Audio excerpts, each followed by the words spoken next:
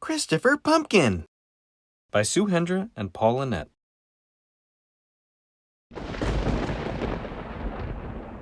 On Snaggletooth Lane in spooky Spookyville was a dark, creepy castle perched high on a hill. Deep in that castle, by the glow of the fire, sat a wicked old witch with a burning desire to throw a huge party, the scariest yet, one that her friends would never forget. There's too much to do. It'll drive me berserk. Now who can I find that will do all the work? She looked all around. Then what did she spy? A big pile of pumpkins she'd bought for a pie. They could be useful and scary as well. I'll bring them to life with the help of a spell. She was making an army and having a ball. As they sprang into life, she gave names to them all.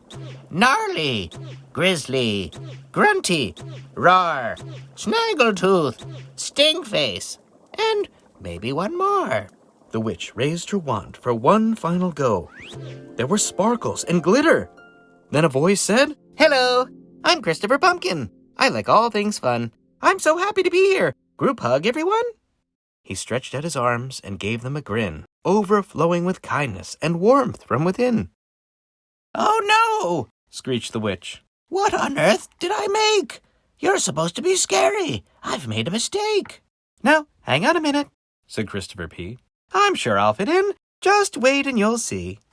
"All right," snapped the witch. "As there's so much to do but Christopher Pumpkin, I'll be watching you. Now, get on with your work and make decorations. I want horrible, ghastly, frightful creations." Did someone say decor? That's right up my street. Forget about tricks and prepare for a treat. There was lifting and shifting and huffing and grunting. But while others hung cobwebs, Chris hung up bunting. Then along came the witch. "Work harder, buffoons!"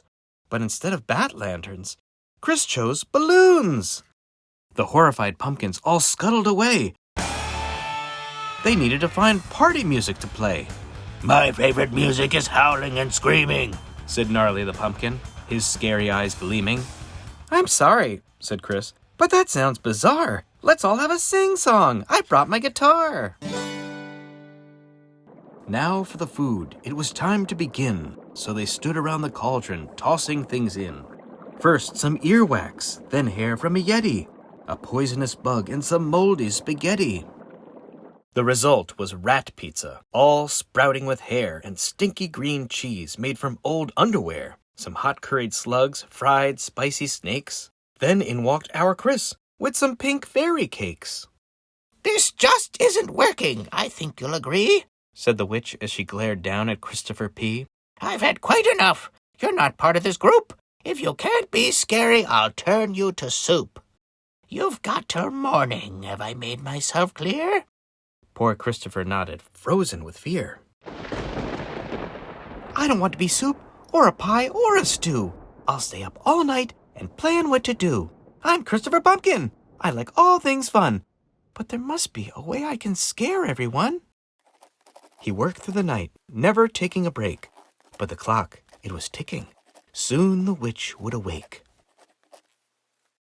The morning arrived, and the pumpkins all stared at Christopher's bed. "He's gone," they declared. "I suppose that it's better he went without fuss. There really was no chance that he could ever scare us." Along came the witch. "Now out of my way. My guests are arriving. The party's today." So poor Chris had vanished, or so it would seem. But then, from outside, came an almighty scream! "It's horrid! "It's nasty!" This just isn't funny! Please somebody stop him! I want my mommy!"